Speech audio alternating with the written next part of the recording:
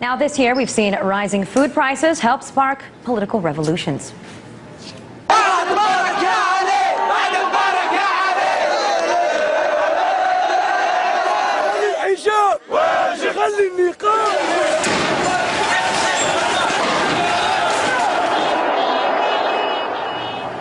But could all of that only be the beginning, where rising prices and food shortages were once temporary, driven by perhaps unusual weather, fixed by countries like the U.S., who could serve like global buffers? The problem may now become unstoppable. Population growth, rising consumption, decreasing water supplies, deteriorating soil. They're all part of the geopolitics of food. So what do we do to avoid mass conflict and inequality? Or is it too late? Joining me to discuss this is Lester Brown, president of the Earth Policy Institute, author of the book World on the Edge: How to Prevent Environmental and Economic Collapse. He also has the cover story in Foreign Policy magazine out for May and June, titled The New Geopolitics of Food. Lester, thank you so much for being here tonight. My pleasure. Let's talk about how rising food prices and the shortages that we're seeing today, how they might become permanent staples, not just something that goes away. Well, we're seeing record growth in demand. As you mentioned, population growth, people moving up the food chain, probably 3 billion of them. More and more grain going to ethanol distilleries to produce fuel for cars. Then water shortages, climate change on the supply side of the equation. Farmers are scrambling now. This was to be a year of stock rebuilding, because last year we had the Russian heat wave and a huge loss there. Stocks dropped worldwide about 50 million tons, which is very substantial. And now we have this year with great prices at planting time, but for one reason or another, we're probably going to see not only not a rebuilding of stocks, but a further decline of stocks. So then we'll be trying to make it to next year's harvest. Again, living on the edge. It's getting a little dicey out there. Is there a breaking point?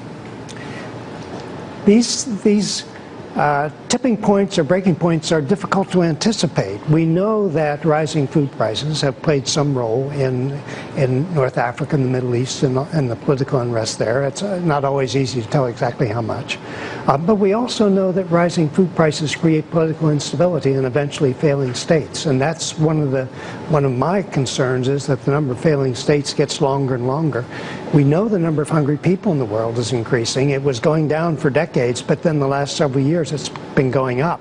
And there's nothing in place to stop that rise. But if we look at the moves that certain countries are making, does that also give us a signal that they're aware that this might start some kind of conflict, that this is something they need to start preparing for? You can look at China, you can look at Saudi Arabia, South Korea. They're starting to buy up pieces of land in other countries so they can produce their own grain.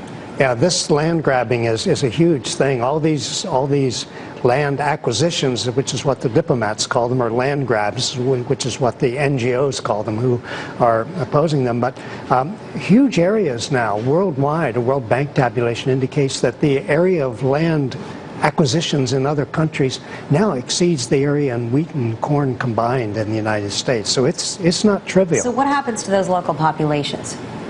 A lot of them get displaced. Their governments just sell huge chunks of land. I mean, it's not as though there aren't villagers there, but in court, villagers don't have title. They've been living there for generations on the same plots of, farming the same plots of land. They don't have a document they can take to a court and say, this is mine. And so a lot of governments are accepting the money from foreign investors and just pushing them aside. And one thing I thought was really interesting in your piece on foreign policy that you wrote is that civilization can still survive without oil, but we can't go on without our soil. Can you go further into that? Well, we're losing a lot of topsoil worldwide because of overplowing. We're plowing land that's highly erodible, vulnerable to wind erosion. We see this in China, a huge dust bowl forming there. We see it in Central Africa, another one there. Both these dust bowls are far larger than the U.S. dust bowl in the 1930s. But another big problem is water shortages. And that, I think, is going to have a major effect on efforts to expand food production. We see Saudi Arabia wheat production in free fall now because they've depleted their one aquifer underground source of water. So I think we're moving into most of the last half century has been an era of abundance and even surpluses. Now I think we're moving into an era of scarcity, and I don't think we've yet quite grasped the meaning of all this. And is that undoubtedly going to cause more unrest? Are we going to see the Arab Spring continue to spread? I mean, could we ever see protests like this happen in the United States, you could say that we really haven't felt the effect of high food prices yet. They're just more of an annoyance and inconvenience for us. It's not a life or death situation. Or will countries like the United States, the developed nations that have their own grain supplies, are they going to be the ones that are okay, that start cutting off that supply to the rest of the world? The problem is we have one world food economy now, and if we have high prices in the world market, everyone is affected by it. It's not as though we could isolate ourselves. And the tricky thing for us is the Chinese are probably going to be coming into the U.S. market for potentially massive quantities of grain in the not too distant future. And the idea that American consumers, we can be competing with 1.4 billion Chinese consumers with rapidly rising incomes for our grain harvest, driving up our food prices, is something I don't think most Americans are quite prepared for. Well, it sure doesn't sound like it. It's a bit of a scary thought, actually, to think about it. Lester, I want to thank you very much for joining us tonight. Thank you.